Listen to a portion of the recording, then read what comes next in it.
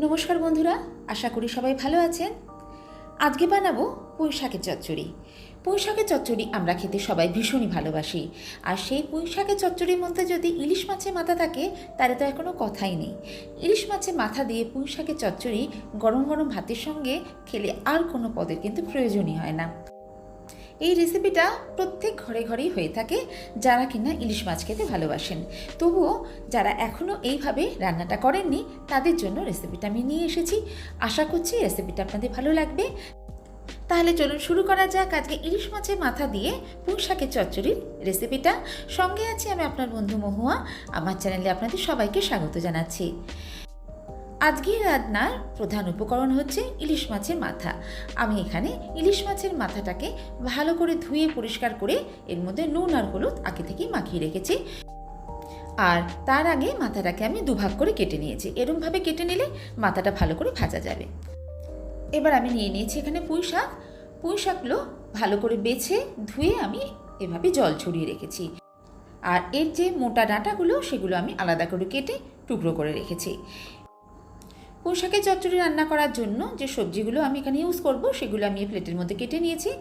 এখানে আমি নিয়ে নিয়েছি কুমড়োগুলোকে খোসা ছাড়িয়ে এরকম ডুমো ডুমো করে কেটে নিয়েছি। আর নিয়েছি দুটো মিডিয়াম সাইজের আলু, সেগুলোকেও ছোটো ছোটো টুকরো করে কেটে নিয়েছি। 4-5টা পটলকেও টুকরো করে কেটে নিয়েছি। আর পুঁই শাকের ডাঁটাগুলোকে এরকম পাতলা পাতলা করে কেটে নিয়েছি। এরকম করে কেটে নিলে তাড়াতাড়ি নরমও হয়ে যাবে আর এর মধ্যে বেশ রসও ঢুকবে, খেতেও ভালো লাগবে। এবার রান্নাটা শুরু করছি। প্রথমে ইলিশ মাছের মাথাটা ভেজে নেব। এই জন্য কড়ার মধ্যে দিয়ে দিলাম সর্ষের তেল। ইলিশ মাছের যে কোনো রেসিপি সর্ষের তেলে করলেই সবচেয়ে বেশি টেস্ট লাগে খেতে।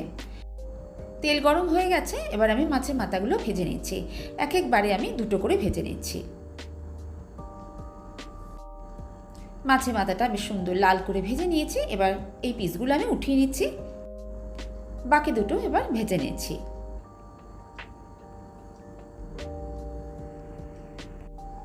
মাছের মাথাটা ভেজে নেওয়া হয়ে গেছে। এবার এই তেলেই বাকি রান্নাটা আমি করব।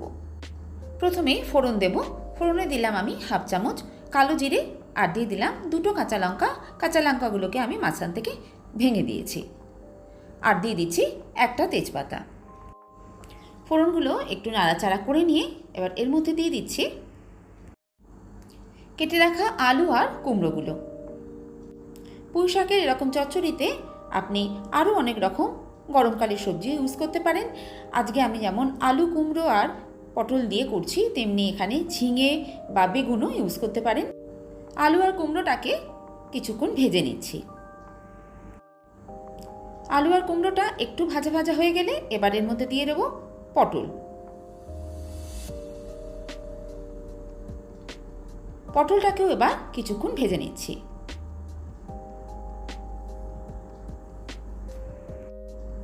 পটলটা একটু ভেজে নেওয়ার পর এবার এর মধ্যে দিয়ে দিচ্ছি পুঁই শাকের ডাঁটাগুলো খানিকক্ষণ ভেজে নেব।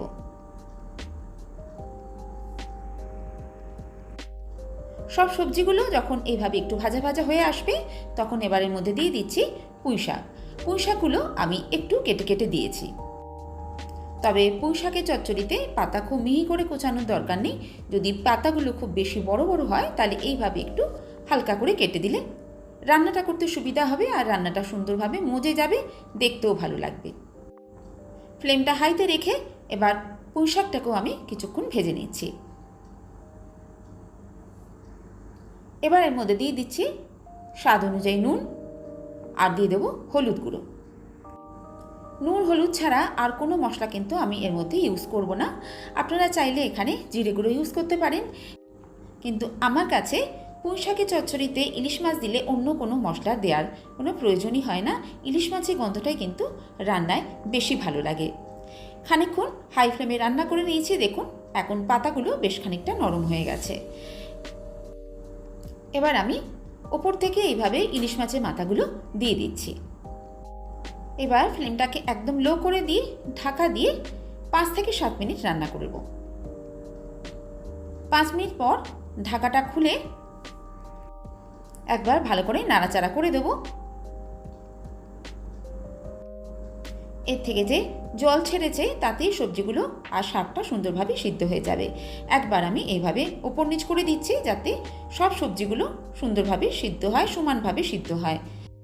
ভালো করে নাড়াচাড়া করে নিয়ে আবারও ঢাকা দিয়ে দিলাম। এবার দিলাম 2 মিনিটের জন্য। 2 মিনিট পর এবার এর মধ্যে আমি দিয়ে দিচ্ছি 1 চামচ চিনি। পুঁই শাকের চচ্চড়িতে অল্প একটু মিষ্টি দিলে খেতে ভালো লাগে। যদি আপনারা মিষ্টি একদমই না পছন্দ করেন তাহলে এই সময় চিনি দেওয়ার কোনো দরকার নেই। চিনি দিয়ে একবার ভালো করে নাড়াচাড়া করে দেবো। আর সেই সঙ্গে মাছের মাথাগুলোকেও কিন্তু খুন্তি দিয়ে এইভাবে একটু একটু করে ভেঙে দিচ্ছি। কয়েকটা কাঁচা লঙ্কাও এখানে আমি দিয়ে দিলাম। ফ্লেমটাকে লো টু মিডিয়ামে রেখে এবার চচ্চড়িটাকে একটু ভাজা ভাজা মতো করে নেব আর একটু মাখা মাখা মতো করে নেব। কয়েকটা আলু আমি ভেঙে দিয়েছি। চচ্চড়ি এরকম মাখা মাখা হলেই খেতে ভালো লাগে। 2 মিনিট এইভাবে একটু ভাজা ভাজা করে নিলাম। ইলিশ মাছের মাথা দিয়ে পুঁই শাকের চচ্চড়ি এখন একদম রেডি। চচ্চড়িটা দেখতে কেমন হয়েছে অবশ্যই জানাবেন। আপনারাও নিশ্চয়ই এইভাবে পুঁই শাকের চচ্চড়ি বানিয়ে থাকেন। যদি এইভাবে বানান সেটাও আমাকে কমেন্টে জানাবেন।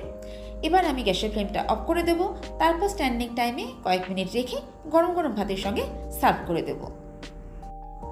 মাছপ্রিয় বাঙালির কাছে ইলিশ মাছ যেমন সবচেয়ে প্রিয় জিনিস, তেমনি এই পুঁই শাকের চচ্চড়িও কিন্তু বাঙালির পছন্দের শীর্ষ তালিকায় থাকে।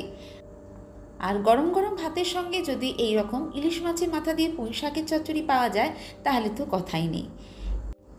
আশা করছি আজকের এই একদম সহজভাবে পুঁই শাকের চচ্চড়ির রেসিপিটা আপনাদের ভালো লেগেছে। ভালো লাগলে রেসিপিটা একটা লাইক দিয়ে দেবেন আর আমার চ্যানেলটাকে সাবস্ক্রাইব করে আমার চ্যানেলের বন্ধু হয়ে আমার পাশে থেকে যাবেন। সাথে থাকা বেল আইকনটাও প্রেস করে দেবেন যাতে আমি যখনই কোনো ভিডিও আপলোড করি সেটা আপনার কাছে সরাসরি পৌঁছে যায়। আমার চ্যানেলে আপনি এই ধরনের ঘরোয়া রেসিপি আরও অনেক পেয়ে যাবেন যেগুলো খুব সহজভাবে আমি বানিয়ে দেখাই। তাই অবশ্যই দেখবেন আমার চ্যানেলের রেসিপিগুলো। আজ এই পর্যন্তই। আবার কোনো নতুন রেসিপি বা ভিডিও নিয়ে আপনাদের সঙ্গে দেখা হচ্ছে।